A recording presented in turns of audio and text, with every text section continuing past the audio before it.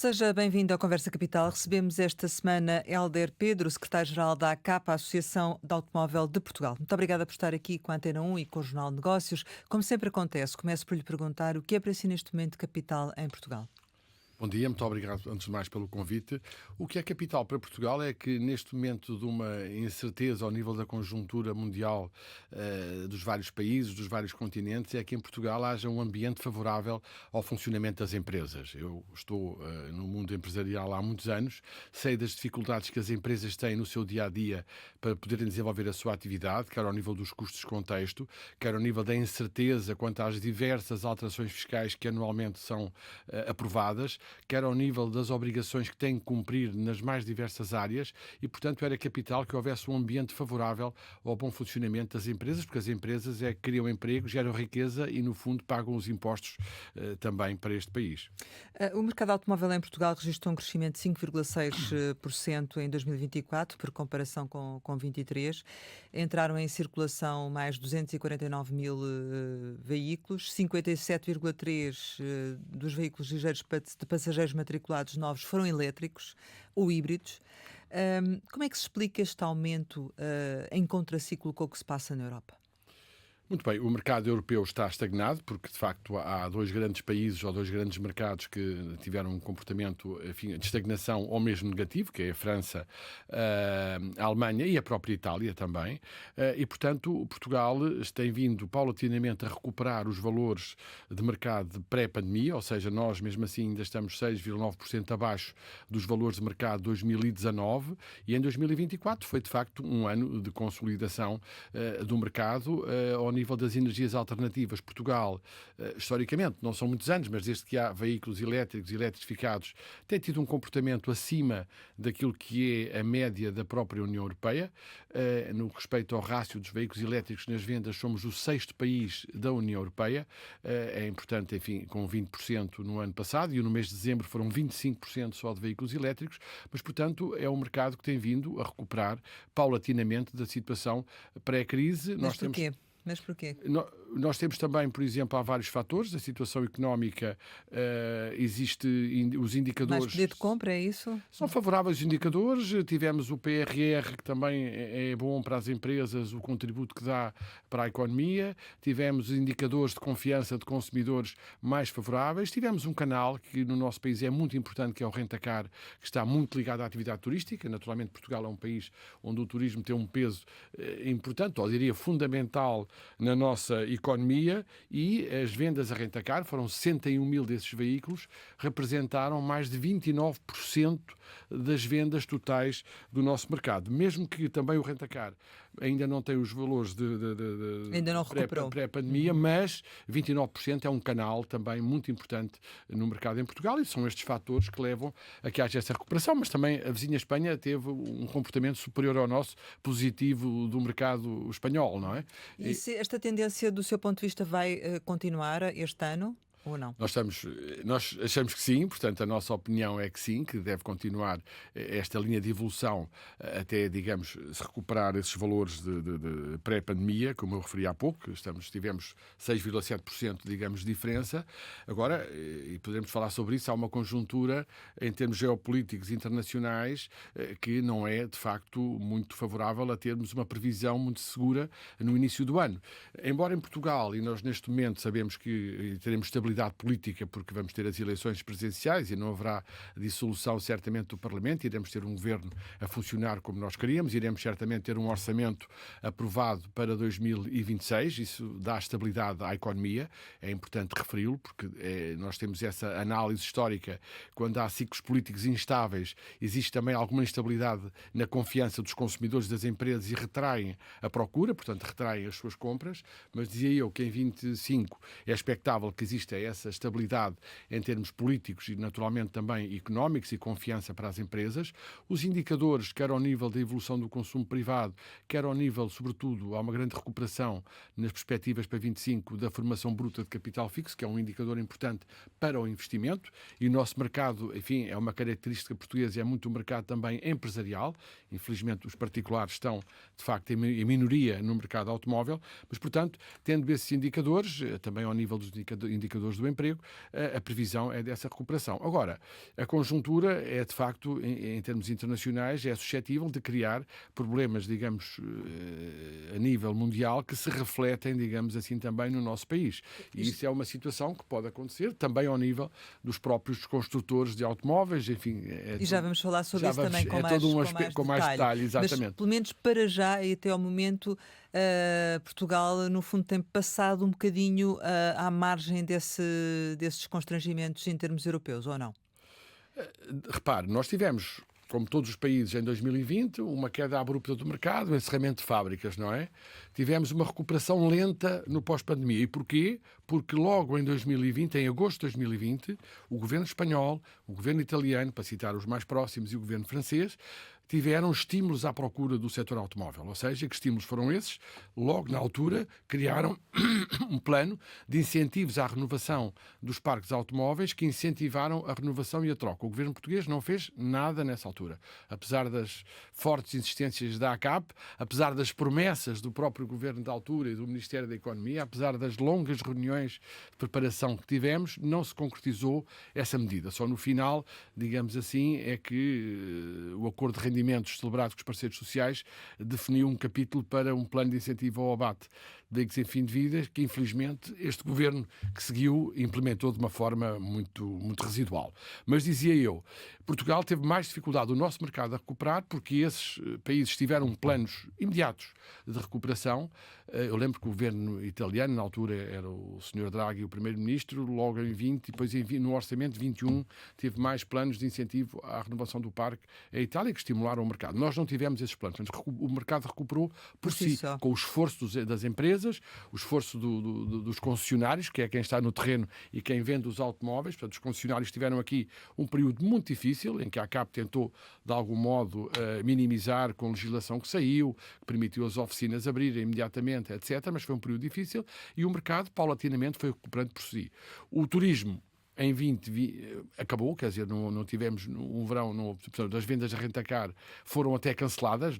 Houve um problema complicado porque havia vendas já previstas para o verão que as empresas de rentacar cancelaram, porque não havia turismo, naturalmente. Portanto, mas também foi recuperando e recuperou depois. Claro. Mas, portanto, sem estímulos à procura, como houve noutros países, isso é importante dizê-lo. Então, digamos que a situação presente que se verifica no mercado também não beneficiou de ajudas do Estado. Zero.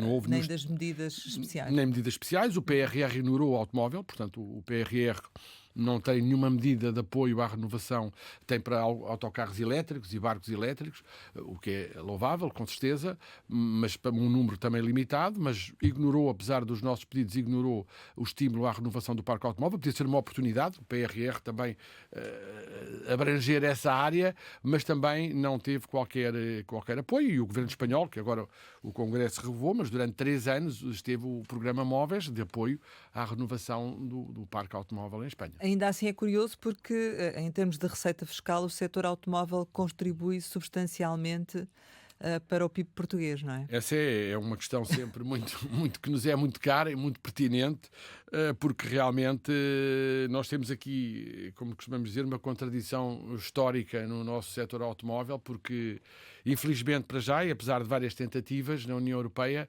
nunca se conseguiu harmonizar a fiscalidade sobre os automóveis. É uma das únicas áreas que não está harmonizada, porque cada país faz o que entende. Tentou-se há uns anos ter uma proposta diretiva. Como sabemos, em matérias fiscais é necessária a unanimidade, e na altura o Reino Unido, que agora já não faz parte da União Europeia, mas o Reino Unido fazia parte e vetava sempre tudo o que era unanimidades em termos fiscais, enfim, nesse sentido. Portanto, nunca tivemos uma harmonização fiscal e cada país faz o que entende. E temos 2 blocos.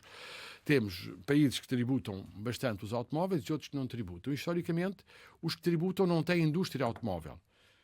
E os que não tributam, ou tributam menos, como é o caso da vizinha Espanha, têm uma indústria automóvel. Portugal, historicamente, tem indústria automóvel, tem um peso significativo nas nossas exportações, mas está do lado dos que tributam muito também os veículos, que é, de facto, uma contradição. E, nesse sentido, nós somos, e consideramos isso um dado assente, o principal setor contribuinte para as receitas fiscais do Estado, com cerca de 18%.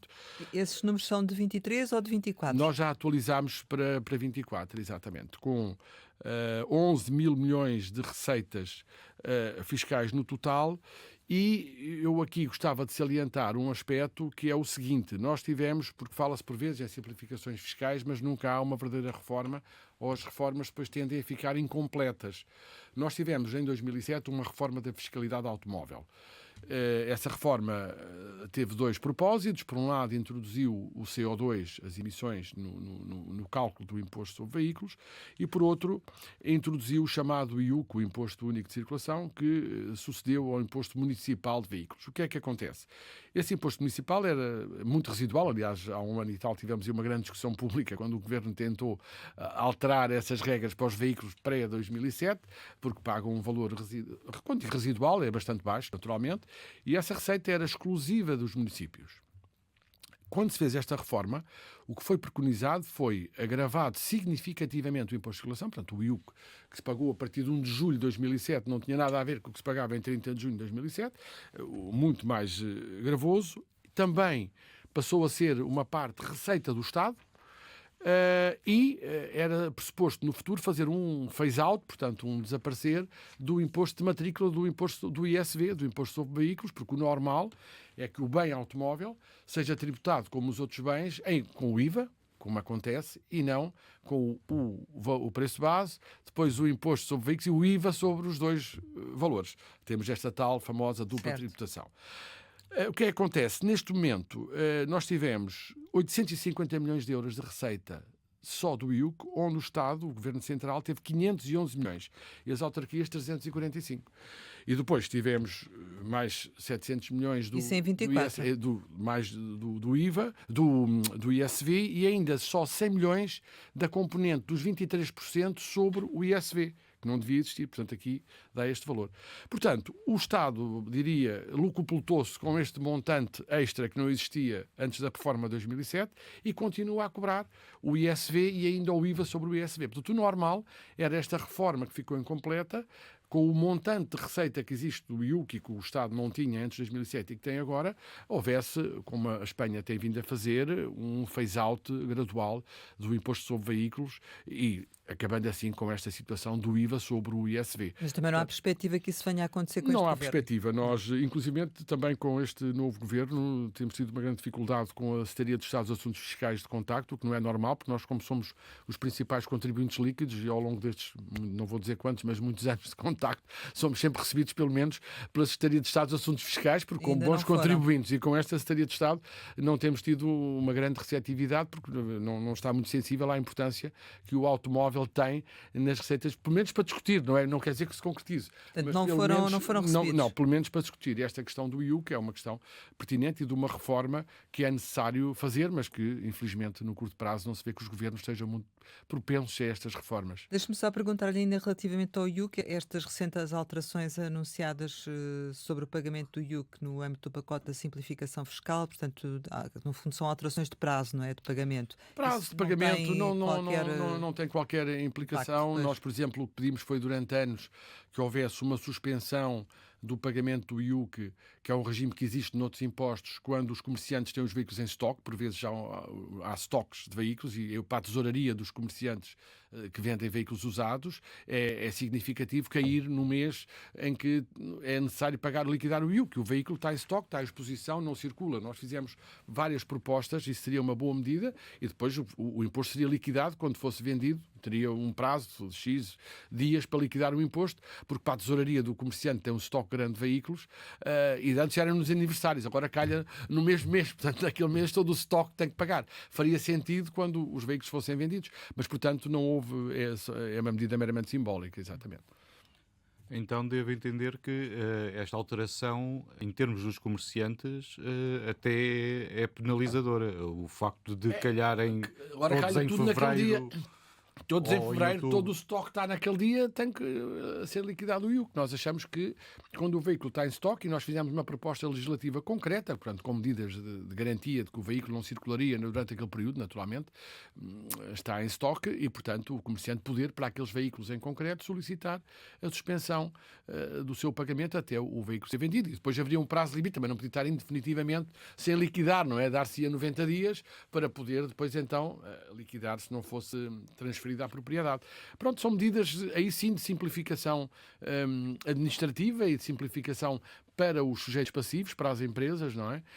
Mas que nunca foi atendido. Aliás, chegou a constar de uma resolução da Assembleia da República sobre o setor automóvel aqui há uns anos atrás, criar um grupo de trabalho para estudar essa possibilidade da suspensão do IUC, mas que nunca foi feito. Portanto, são medidas estas meramente de processo, digamos assim.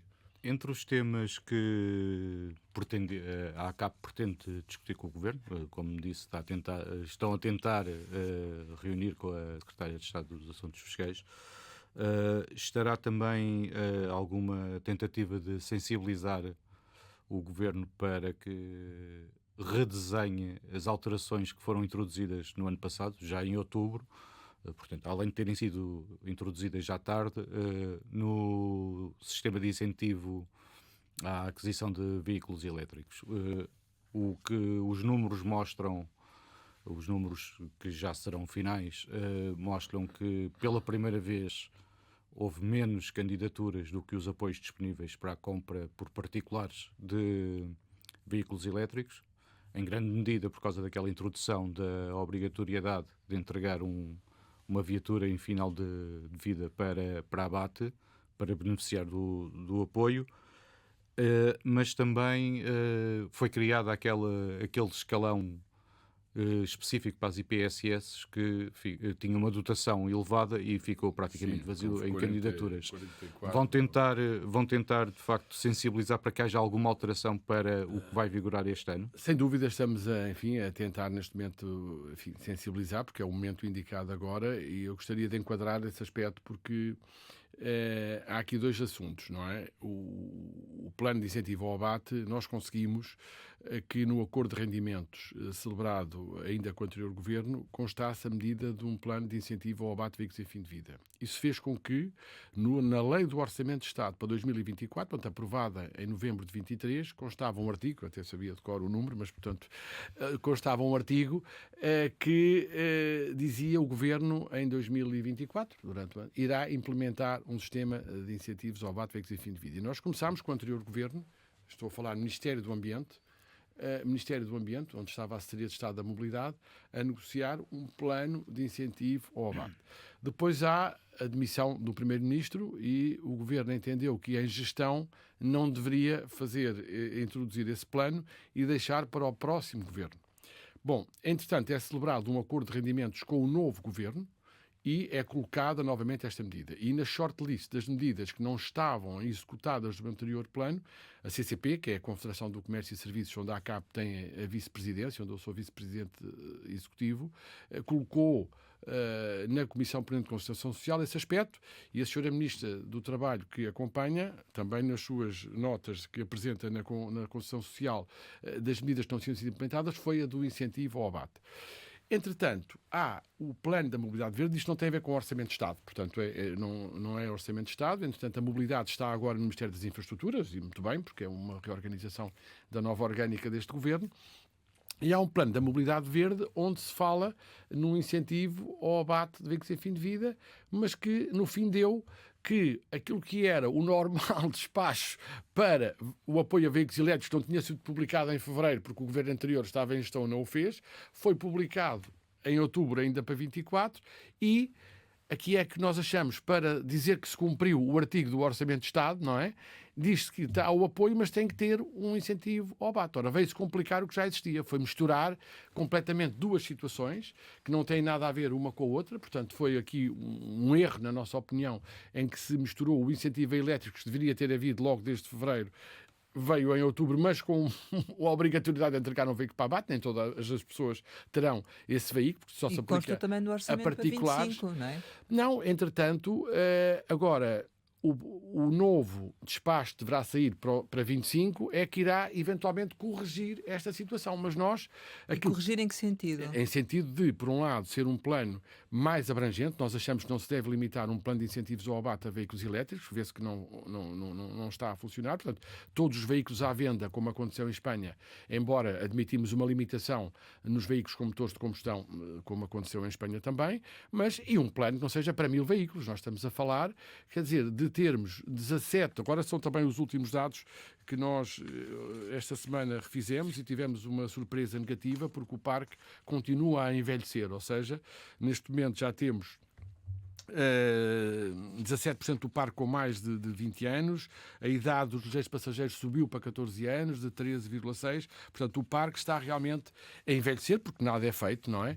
E não é com este plano de 1000 veículos e só para elétricos que é um plano, portanto, para nós ficámos, digamos assim, não queria usar uma expressão muito forte, mas defraudados com o facto daquilo que se negociou em termos de acordo de rendimentos, embora não tivesse ficado quantificado, é verdade, não se disse são 100 milhões de euros ou são 20 mil veículos, mas era a boa fé de quem negociou que houvesse realmente um plano de incentivo ao abate e não aproveitar o despacho para os veículos elétricos para dizer que tem que ter que não tinham antes um veículo para abate autónomo. E depois de ser autónomo, um plano autónomo, exatamente, como aconteceu em Espanha.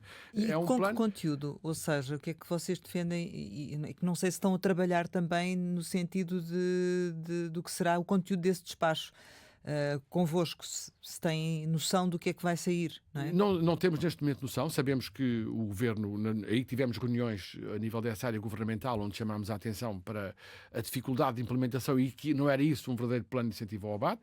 Depois as verbas que foram afetas do plano de mobilidade verde também, na nossa opinião, são insuficientes, porque este plano de incentivo ao abate sempre esteve fora do Orçamento de Estado. Era um plano, na altura, com o Ministério do Ambiente, com o Fundo Ambiental, portanto, porque o Fundo Ambiental, que tem receitas cada vez mais significativas, existe para a descarbonização da economia, enfim, um dos objetivos é planos de descarbonização, por isso é que apoia mobilidades verdes, autocarros elétricos, etc. E aqui seria também uma forma de aplicar nessa linha. Agora, o plano que nós tínhamos apresentado era para uma renovação de cerca de 40 mil veículos, ou seja, como aconteceu em Espanha dotou-se uma verba determinada, quando esgota a verba, o plano acaba. Nós aqui calcularíamos para 30, 40 mil veículos. O último plano de incentivo ao abate que esteve em vigor em Portugal, que a ACAP negociou com o Governo em 2009, portanto, quando foi a grande crise anterior que derivou do subprime, portanto, o Governo da altura, nós negociámos um plano de apoio ao setor automóvel, que foi importante para as fábricas na época, porque tiveram que entrar em layoff e tiveram um apoio governamental para a formação, e depois, em complemento, para estimular a economia, era o nome desse eixo, tínhamos um plano de incentivo ao abate que entrou em vigor em agosto de 23. E de agosto até 31 de dezembro foram 39 mil veículos. Este é que é um plano, de algum modo, robusto, que se verifica em renovação do parque automóvel. Não é usar os 1.100 incentivos aos elétricos para aplicar. Portanto, neste momento houve aqui realmente uma certa confusão de misturar as situações. Na nossa opinião, não se executou, embora juridicamente o Governo possa dizer não, nós temos um plano de incentivo, cumprimos a lei e pronto. Mas não é assim que as coisas funcionam, porque vê-se, além de não ter funcionado, é muito restritivo e realmente deveria abranger todos os veículos que estão à venda, com limitações, é óbvio, de emissões, como foi nos outros países, para poder renovar o parque. Porque estamos a falar de veículos com 25, 26 Sim. anos de idade que emitem mais de 200 gramas e, portanto, é um contrassenso e esses veículos estão a aumentar cada vez mais. Por outro lado, também, na rede da Valorcar, a ACAP, como se sabe, gera as duas entidades gestoras, quer dos veículos em fim de vida e baterias Valorcar, quer a Valor Pneu para os pneus usados, e temos também uma participação na entidade gestora dos óleos usados, Sogilub, mas concretamente nos veículos em fim de vida, nós monitorizamos todos os centros de abate estão obrigatoriamente ligados à rede da Valorcar. O ano passado foram abatidos 107 mil veículos em fim de vida, com uma idade média de 24,6 anos, sempre a aumentar, já tiveram 16 anos. Portanto, os veículos que chegam também para o abate, cada vez mais estão a aumentar a idade. O parque está, de facto, a envelhecer mais do que, por exemplo, muito mais do que na vizinha Espanha, porque a Espanha teve vários planos de renovação, não é? Ao longo Mas explique-nos uma coisa, também para quem nos está a ouvir perceber melhor. Portanto, na verdade, aquilo que se pretende agora é separar a questão do abate da compra de carro elétrico, o que significa ter um plano para a aquisição de carro elétrico com determinado incentivo e um incentivo diferente para o abate. Exato. Porque o que está neste momento é a compra de carro elétrico com o abate do carro de 10 anos. Não é? Pronto. O que nós propusemos aos vários governos é o seguinte, é uma proposta de incentivo ao abate que abranja 40 mil veículos, que tenham um valor que será, digamos assim, a negociar. A França teve 5 mil euros, 4 mil euros, houve 6 mil euros. A Roménia tem 10 mil euros. A Roménia está numa fase de querer renovar o parque automóvel, vários valores. Sim. E que pudesse ser comprado um veículo de qualquer tipo de energia, mesmo com motor de combustão com uma limitação, e que no caso de ser entregue um veículo para abate para compra de um elétrico, esse, que é zero emissões, esse incentivo fosse majorado. Ou seja, quem quisesse optar por não era obrigado, digamos assim, haveria incentivos para elétricos normais, não é? Sem necessidade, era o despacho habitual. E no plano, que era um plano sempre temporário, porque este plano de incentivo ao abate, nós dissemos aqui, há duas formas. Em 2009 foi colocado o plano e disse até 31 de dezembro.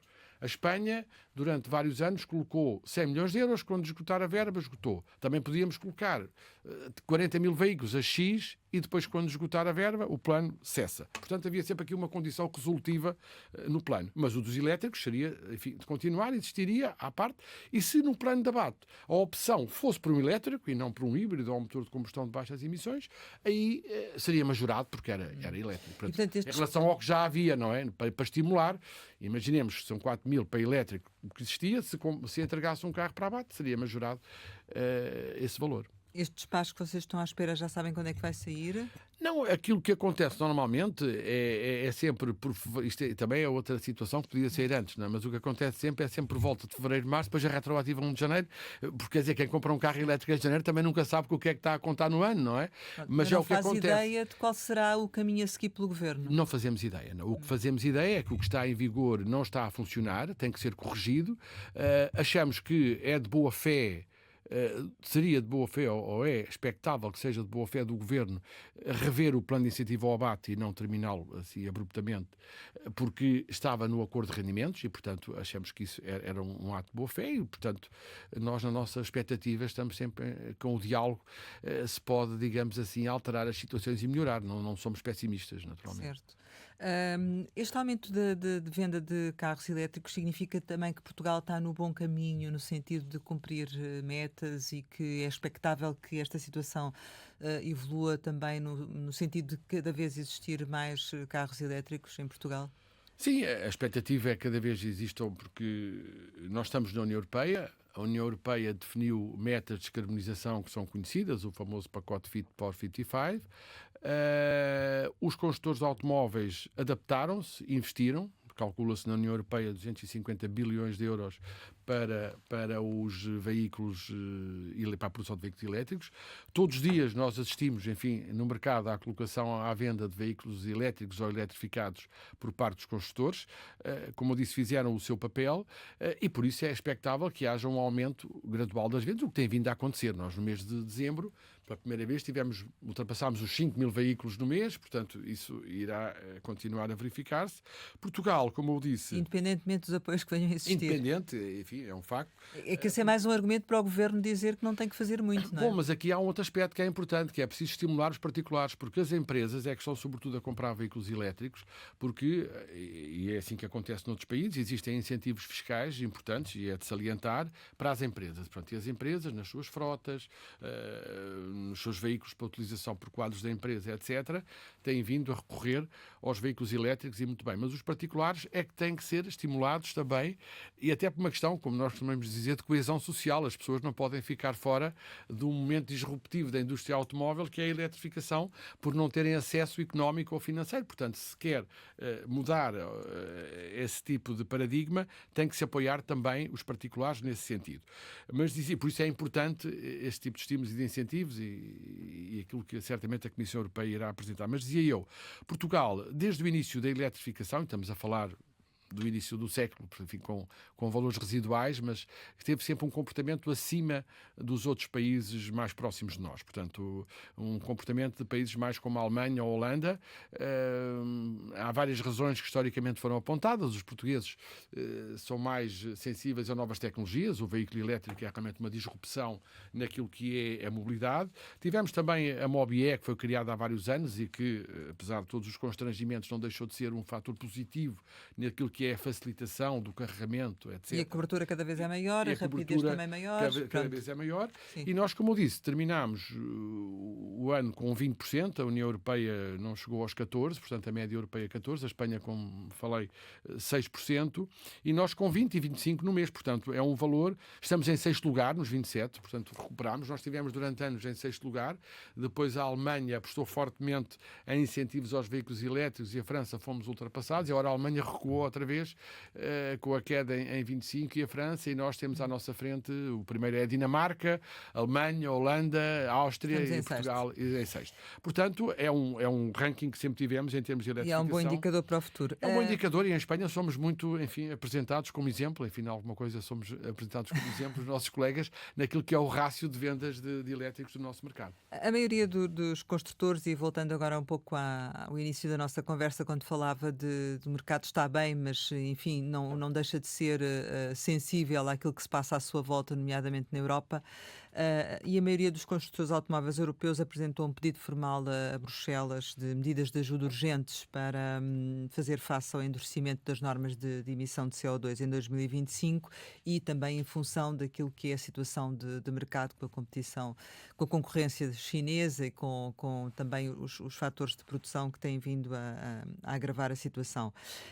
É fundamental que isto aconteça para que realmente o mercado possa recuperar? É fundamental, e eu até citava aqui o relatório Draghi, porque a Comissão Europeia, como sabem, encomendou um relatório ao Sr. Draghi, e o Sr. Draghi refere-se também à indústria automóvel e refere mesmo como um exemplo em que as políticas europeias em termos ambientais não foram acompanhadas de uma política industrial ativa para poder cumprir essas metas. E é isso exatamente que se verifica. A Comissão Europeia no setor automóvel definiu estas metas. Os construtores, como eu referi, imediatamente se reconverteram e consideram-se parte da solução, investiram, mas depois não veem da parte da Comissão Europeia uma política industrial, digamos, ativa, que leva a que haja uma soberania tecnológica da Europa face a outras realidades, a outros continentes, mas também, sobretudo, que não houvesse uma política firme em duas áreas, que é o incentivo, ou seja, não podemos nós obrigar os consumidores, sem qualquer estímulo, a adquirirem este tipo de veículo, é um facto, e por outro lado também continua a haver uma certa insegurança por parte dos consumidores sobre aquilo que é a rede de carregamento, se tem uma capacidade de fazer uma viagem pela Europa, ter a rede de carregamento. Portanto, aqui são dois pontos em que a Comissão deixou completamente à livre vontade dos vários governos, dos vários países, e não se preocupou minimamente com essa questão. Quanto ao segundo ponto da rede de carregamento, foi publicado um regulamento, que a sigla é AFIR, onde já se diz que a cada 60 km terá que haver um ponto. Mas, quer dizer, não houve nada no que respeita ao que são incentivos ou não, estímulos, que terá que haver, porque é um momento de disrupção, de mudança da tecnologia, que não volta atrás. Eu também aqui gostaria de salientar, porque por vezes existem os negacionistas de tecnologia e, como dizia o meu colega espanhol no outro dia, não é uma questão de ideologia, é uma questão de tecnologia. Portanto, a tecnologia é esta, houve investimentos fortes nesta linha e, portanto, com evoluções, com novas tecnologias, mas é esta que está a avançar. Portanto, é isso que a Comissão Europeia não acompanhou e que agora parece que, portanto, em sequência do relatório Draghi, há uma nova Comissão Europeia, embora com a mesma Presidente, naturalmente, e que a própria Presidente disse que se iria ocupar pessoalmente, com o apoio dos vários comissários, deste pacote sobre o automóvel. No dia 30 de janeiro, portanto, irá haver a primeira reunião da Presidente da Comissão com os responsáveis dos vários construtores de automóveis para tentar fazer um primeiro esboço de medidas a aplicar. A Vice-Presidente Ribera anunciou em Davos que aquilo que parece mais evidente, que é um plano europeu, que aliás foi uma proposta do ainda chanceler Scholz, um plano europeu de incentivo, em termos harmonizados, de incentivo à compra de veículos elétricos. E depois achamos que virão mais medidas ao nível industrial, ou seja, acordos que poderão existir. Aliás, por acaso não se tem falado muito ultimamente, porque estamos muito focados noutra parte do continente, mas o acordo com o Mercosul pode ser uma via e uma porta importante, muito importante para a indústria automóvel também europeia, não só ao nível da eliminação de taxas que existem significativas, quer nos automóveis, quer também nos componentes para o Mercosul, quer também naquilo que ficou pré-definido no acordo, no acesso a matérias-primas que estes países têm e que são importantes para a indústria automóvel europeia. Portanto, há aqui uma janela... Esses incentivos de que fala poderão ter depois implicações também em Portugal? Claro que terão, em que medida? na nossa opinião, do que sair da União Europeia. Nós não sabemos se é um pacote que a União Europeia cede para os vários países poderem utilizar, do género de um PRR para esta matéria, apesar de já haver um plano europeu que vai também dar a possibilidade, mas não é só para automóveis, que é o Social Climate Fund, que também se aplica à renovação de veículos automóveis, que é um plano que a União Europeia já tem, mas achamos que irá ser reforçado e os vários países terão, enfim, a possibilidade de também reforçarem os estímulos que já existem, como disse, há uns que têm, outros que não têm, outros que retiram, colocam, mas portanto acho que essa... Mas diria no sentido em que será um empurrão para Portugal também, se calhar, fazer alguma coisa, é isso? Para fazer alguma coisa também, Portugal tem tido os incentivos, como nós dizemos, que é sempre positivo ter do que não ter, não é? Com um número limitado, porque quando o mercado passa aos 40 mil e continuam os 1000 e poucos incentivos, quer dizer, cada vez a percentagem é o mesmo número de quando o mercado tinha 10 mil veículos, não é? Ou 7 ou 8.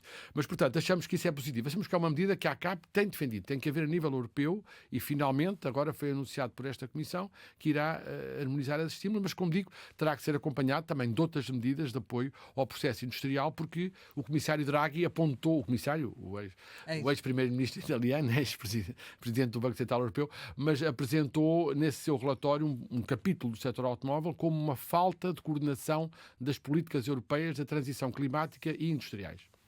Mas mais urgente para os construtores é a questão das metas intermédias para as emissões que vigoram este ano e com as coimas pesadas que enfrentam caso não cumpram essas metas. A ACAP considera que é fundamental que parece agora haver sinais por parte da Comissão Europeia de alguma abertura para flexibilizar essa matéria. Isso é fundamental para o setor e, no caso de Portugal, uma vez que um dos construtores que arrisca enfrentar pesadas multas é a Volkswagen, por causa da Auto Europa, se isso poderá ter, de facto, uma importância tremenda para a Auto Europa este ano e para, por consequência, dado o seu peso, para toda a indústria automóvel em Portugal. Bom, começando por esta questão das multas previstas do setor automóvel, também uma questão original, é o primeiro setor económico que não só são impostas metas muito, enfim, apertadas, diria, de redução de emissões, como é aplicado um plano de multas se não cumprirem essas emissões. Isto é o único na União Europeia, mas ficou definido há uns anos atrás e o que se verifica é que chegados a este patamar de 25, que era um dos patamares, de facto, os mercados, é o que já falámos há pouco, sobretudo os grandes mercados europeus não evoluíram, desceram em termos das vendas e os construtores, como eu disse, não podem obrigar os seus clientes a só comprarem este tipo de veículos, mas são confrontados com o pagamento dessas multas se não houver essa revisão. Portanto, aquilo que os construtores têm feito chegar à Comissão Europeia é uma necessidade de rever, digamos assim, essa regulamentação sobre as multas, porque os construtores neste momento, quando deviam estar a aplicar as suas reservas para desenvolvimento de novas tecnologias, estão a fazer provisões para o pagamento de multas.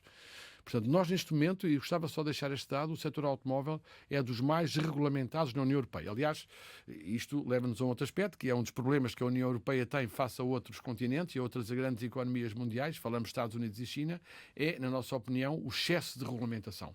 É bom ter uma União Europeia, mas de facto regulamenta-se muito em Bruxelas. Não são os únicos a queixarem-se. Nós temos anualmente 7 ou 8 regulamentos que a verba destinada pelos construtores de automóveis para investigação e desenvolvimento, a ID, 25%, é só para cumprir as novas regras que Bruxelas define nos regulamentos. Portanto, são 25% que já são afetadas, que prejudicam o total de investimento em ID, novos produtos, novas tecnologias que é necessário. Depois, agora, há esta indefinição da Comissão Europeia, há que fazer um provisionamento que foi calculado já em 16 bilhões de euros dos vários construtores. E depois, o mais, enfim, não diria caricato, mas o mais estranho disto é que há várias soluções para cumprir. Uma é comprar créditos a outros construtores e podem estar, e estamos a falar da União Europeia, depois, enfim, toda a polémica de tarifas que se verificou, a comprar créditos a construtores chineses ou americanos e, portanto, saindo valores que podiam ir para a investigação e desenvolvimento de veículos a produzir na União Europeia. Portanto, as verbas, o provisionamento que já está estancado para poder acudir a esse pagamento, que não é utilizado no desenvolvimento que a União Europeia precisa, porque a cadeia de valor tem que ser, digamos, reforçada em termos daquilo que é a eletrificação na União Europeia. Portanto, nós esperamos que neste pacote que irá eventualmente vir agora da Comissão, da nova Comissão, haja também um refletir sobre este ponto. Há várias situações, também poderá haver a contabilização, haver um crédito dos veículos vendidos nos anos subsequentes e, portanto, fazer essa média não só aos de 25, mas, portanto, isso está em cima da mesa e eu penso que, muito recentemente, já houve também indicações, a própria Vice-Presidente da Comissão Europeia, de que poderiam rever essa matéria. Portanto, acho que é do melhor e mais elementar bom senso, porque os construtores de automóveis o que têm dito é que continuam empenhados nas zero emissões, não está em causa, digamos, esse objetivo. Agora, de facto, esta questão deste compliance e de ter que provisionar estes valores é muito significativa. Em relação à Auto-Europa? Em relação à Auto-Europa, a Auto-Europa é um exemplo em Portugal da indústria automóvel, digamos, de estabilidade, tem sido ao longo dos anos. Eu lembrava no outro dia que estive presente no dia da inauguração da Auto-Europa, já não digo há quantos anos foi, mas recordo-me do discurso da comissária da altura, que veio representar então o CEE, e que dizia, que era a comissária com a pasta do emprego, e dizia que os apoios, alguns apoios que foram dados para a formação profissional no ranking da Auto-Europa, tivessem sido bem empregos e que houvesse estabilidade. Passaram estas, já diria, dezenas de anos, e a Auto-Europa está como um exemplo fundamental em Portugal da nossa indústria, um navio almirante da nossa indústria. Mas estamos a sofrer também os impactos do que se passa na Europa, e a Auto-Europa e outras empresas que estão em Portugal. E outras empresas. Desde logo, um aspecto que eu gostaria de salientar, que poderá, temos que dizê-lo, afetar a nossa indústria. A nossa indústria, as várias fábricas que estão em Portugal, mas também os componentes de automóveis, que é um setor muito importante, exportam sobretudo para a União Europeia. E, concretamente, a produção de automóveis, o primeiro mercado é a França, o primeiro mercado é a Alemanha, com 26%, o segundo é a Itália e depois a França. Se o mercado alemão se retrai, há uma consequência na nossa produção. Isso é um aspecto. Temos agora uma vantagem que não estamos muito expostos à exportação para os Estados Unidos ou para outros continentes, é 87% para a União Europeia, mas se os mercados da União Europeia em 25 poderá haver, enfim, a Alemanha vai ter eleições, tem não só uma crise económica como de algum modo política, porque o governo, portanto... E a alternativa à Alemanha ou não? É assim, há que procurar novos mercados, como nós sempre... A Espanha está a crescer, por exemplo, dentro da própria União Europeia, isto já está decidido por vários analistas, a própria Espanha, que é aqui ao lado, está a crescer. E vamos ver outros mercados mais emergentes agora. Mas a fileira do setor está ameaçada neste momento ou não? Eu não diria ameaçada. Nós temos no tal momento de disrupção da indústria automóvel. Isto é cíclico, ao longo dos anos acontece, não é? E estamos nesse momento que está a verificar com a eletrificação da indústria a nível global, e não é só na Europa. Na China, os veículos elétricos representam 47% do mercado, aqui falamos 13,6%, portanto, não é uma questão europeia. Mas o risco de produção da Auto-Europa e de outras empresas que estão em Portugal há o risco de diminuir a produção ou não? Eu diria que neste momento não há qualquer expectativa de diminuição desse risco. Nós tivemos um ano 2024 em que mais uma vez ultrapassámos os 300 mil veículos de produção automóvel em Portugal, e por isso Portugal é considerado um país produtor de automóveis ao passar os 300 mil unidades. Isso é muito importante. Portanto, as várias fábricas que existem em Portugal, são 5, digamos, unidades de produção de veículos automóveis neste momento. Há investimentos fortes nestas fábricas. Portanto, as fábricas que falámos têm feito investimentos muito significativos, novas linhas de produção, as linhas de pintura que também estão a ser reformuladas, então, etc. Apesar do que se está a passar no mercado, neste momento, em 25, não esperamos que haja aqui qualquer impacto. Agora, naturalmente, se houver uma queda abrupta dos mercados de exportação, há uma redução da produção, é óbvio. Mas vamos ver o que é que sai também das eleições alemãs, o que é que o novo governo vai fazer, porque este governo entrou numa crise, digamos, muito significativa. Nós gostaríamos que se mantivesse os níveis de produção em 2025.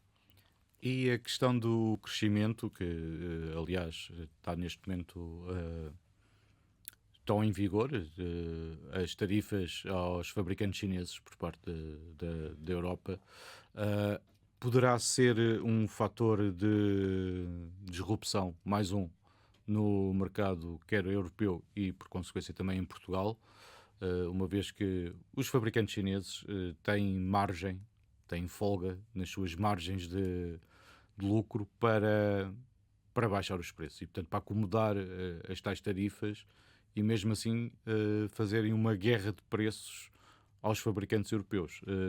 Isso também pode ser um fator a penalizar a indústria europeia? Bom, aquilo que acontece é que nós o que defendemos é que haja uma liberdade de circulação, porque isso é que é a economia global e o setor automóvel é uma indústria globalizada a funcionar. E para isso acontecer não deverá haver tarifas, digamos, entre países, e há pouco referi o Mercosul como um exemplo, que foram 20 e tal anos a negociar, salvo erro, com o Mercosul. Também é reconhecido que o PIB mundial cresceu nas últimas décadas com a eliminação que foi sendo feita ao longo dos anos das várias tarifas, barreiras alfandegárias entre países, e isso para nós é significativo. Agora, existem regras, existe uma Organização Mundial de Comércio, por exemplo, que define regras, onde todos os países, a grande maioria, estão representados, e quando essas regras não são cumpridas, compete também a alguns países determinarem que não estão a ser cumpridas, têm suspeitas que não são cumpridas as regras e, portanto, aplicam tarifa. Foi isso que a Comissão Europeia fez. A Comissão Europeia, aliás, teve a colaboração dos construtores chineses com quem falou, com quem foi ver as produções, portanto, houve ali uma colaboração. E aquilo que se espera, e é o que está a ser forçado neste momento, é que haja um acordo entre a Comissão Europeia e o governo chinês. Aliás, o Presidente do Conselho Europeu, o novo Presidente do Conselho Europeu, já falou com o Presidente chinês até sobre essa matéria, segundo veio a público, não é?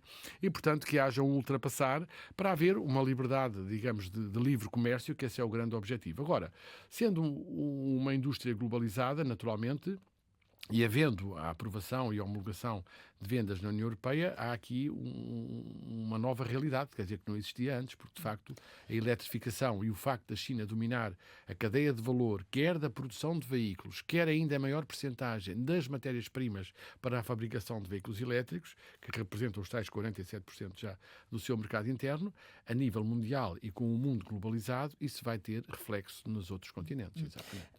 E relativamente ao investimento, porque estamos também a concluir e, portanto, eu pedi-lhes uma resposta rápida. Portugal vai ter capacidade para absorver o investimento que venha a ser feito nesta área eu estou a pensar na fileira toda do setor automóvel, para captar investimento, para continuar a crescer a indústria automóvel, ou corremos o risco de termos outros parceiros, nomeadamente aqui ao lado, a vizinha Espanha, a assimilar esse investimento?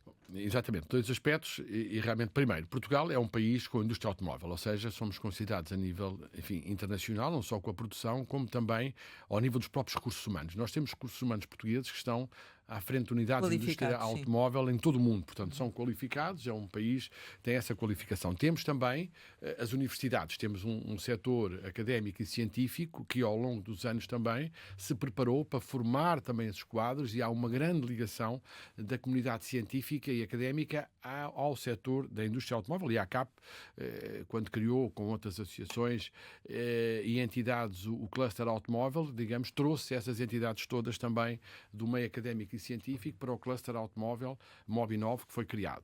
Essas são as mais-valias. São as mais-valias. Sabemos aproveitá-las para captar investimento? Temos que aproveitá-las para captar investimento. E eu aqui introduzi um fator que poderia parecer negativo, mas eu queria torná-lo positivo, que é estarmos ao lado da Espanha, que é um país 5 vezes maior, tem 16 ou 17 fábricas de automóveis, estão anunciados grandes... E por que não aproveitar o cluster ibérico? Ou seja, nós até em termos geopolíticos somos, enfim, a Ibéria aqui no extremo da Europa, nós acho que devemos também fomentar o facto de estarmos aqui ao lado para ter uma cooperação com a Espanha e fazer um cluster automóvel ibérico. Nós beneficiarmos também, se se instalarem gigafactories em Espanha, estão mais perto de fábricas que temos em Portugal ou que se possam instalar em Portugal. Portanto, nós achamos que há um potencial enorme em Portugal para se desenvolver e atrair a indústria automóvel, novos investimentos que eu acho que são muito importantes para o país. E depois também temos que olhar a nova realidade, porque a indústria automóvel está num momento disruptivo. Ou seja, ainda no outro dia se falava, nós temos agora a eletrificação, podíamos ter aqui um hub para a reciclagem de baterias, porque isso vai ser importantíssimo no futuro. Tem que se reutilizar as baterias e, portanto, embora já haja também uma agenda mobilizadora, de que nós, através da Valorcar, fazemos parte com esse objetivo, mas temos que fomentar, porque não Portugal, começar já a apostar nesse hub de reciclagem de baterias. Depois temos também, ainda há pouco se falava, os veículos autónomos. É necessária legislação para fazer testes de veículos autónomos. Sabemos que há estados americanos, e a Califórnia é o primeiro, que estão muito avançados. Portugal também, que tem uma tradição na inovação tecnológica, tem também que apostar em ser um hub para os testes de veículos autónomos no nosso país. Portanto, ver também o que é o futuro desta indústria. Não falando também dos serviços digitais, que são muito importantes e onde Portugal também tem aqui uma mais-valia importante, porque o futuro vai ser digital. Aliás, vai ser no digital que os concessionários, os construtores vão ter os seus rendimentos no setor automóvel e, portanto, todos esses aspectos são positivos para achar que Portugal tem aqui futuro na captação de novos investimentos na indústria automóvel. Uma última questão. Poderá a Europa vir a beneficiar deste passo atrás dos Estados Unidos relativamente aos veículos elétricos ou não? Sim, e aliás, os construtores americanos, é importante referir isto, a Associação Americana, quando ainda em campanha o candidato Trump falou nestas barreiras, disseram que era preciso ter algum cuidado por um motivo, quer dizer, porque sabe-se quando se criam barreiras ao exterior, protegemos os que estão internamente. Mas, desde logo, aumenta-se os preços e, portanto, pode haver aqui também aumento de inflação, que é um aspecto económico que resultaria. Mas também há outro, que há um desincentivo à inovação, porque também os construtores americanos estão a tentar, neste momento disruptivo, inovar e ser mais competitivos em termos de eletrificação. É um facto, porque é um momento disruptivo toda a indústria a nível mundial e querem competir com a China também, não é? E se de facto, de repente, se abandona ou se não se incentiva essa investigação, isto foi dito pela Associação Americana, poderá também retrair esses investimentos nessa área e depois serem cada vez mais ultrapassados. E quando daqui a 3 ou 4 anos se reverterem todas estas medidas, perdeu-se 3 ou 4 anos, que é o que aconteceu na Europa durante alguns anos, não é? Portanto, está preciso ter aqui podemos ter americanos a investir em Portugal, por exemplo, já temos bastantes, não é? Temos Nesta bastantes área, e que venham, não é? O investimento estrangeiro é sempre muito bem-vindo e se for na área automóvel ainda melhor, e já podemos ter a investir nesta área, exatamente, porque de facto também a indústria americana está, porque a indústria é globalizada. Quando agora se falou nas tarifas ao México, por exemplo, depois constatou-se que 40% dos componentes de automóveis utilizados nas fábricas americanas são feitas no México e algumas são empresas americanas que colocaram fábricas no México para a cadeia de valor da produção nos Estados Unidos e, portanto, isso tem que tudo ser colocado em atenção, mas sim, Portugal pode beneficiar e a própria Europa também. Aliás, temos que tornar as dificuldades em oportunidades, que é isso que não foi feito no passado. Chegamos ao final e, como habitualmente, lançamos algumas palavras para uma resposta rápida. A primeira é mobilidade urbana. É fundamental. Nós há muitos anos que achamos que a mobilidade é fundamental nas nossas sociedades. A mobilidade urbana é diferente da mobilidade fora das cidades e, portanto, é necessário conjugar aqui, como nós temos dito, transportes públicos com transporte individual. Isso é fundamental para o futuro da mobilidade urbana. Scooter? As scooters, pronto, enfim, os impostos são sempre uma penalização para os consumidores e, portanto, o fim de portagens não deixa de ser positivo para as pessoas que habitam naquelas zonas. Novo aeroporto? Fundamental e sempre adiado, mas agora sim uma realidade. Elon Musk? Bom, reflexão, mas de facto um inovador, quer dizer, também criou um processo disruptivo em várias áreas e na indústria automóvel também foi um exemplo. Carlos Sainz? Carlos Sainz, muito bem, sim senhor. O desporto automóvel é sempre fundamental como modo de produção da tecnologia e o Carlos Sainz foi um exemplo nessa matéria. Família? Importante, e com 3 filhos e 2 netos, portanto, a família é sempre fundamental nas nossas vidas. Tempo livre? Não é muito, mas pronto, a leitura, os passeios e o cinema é fundamental para as nossas vidas. Sonho? O sonho. Muito bem, não temos muito tempo para sonhar, mas por que não ser feliz? Portugal? O nosso país e com muito orgulho, e que ninguém diga mal de Portugal, não é? Helder Pedro, muito obrigada por ter estado aqui Obrigado. com a Antena 1 e com o Jornal de Negócios. Pode rever este Conversa Capital com o secretário-geral da ACAP no site da RTP. Nós regressamos para a semana, sempre neste dia, esta hora, e claro, contamos consigo.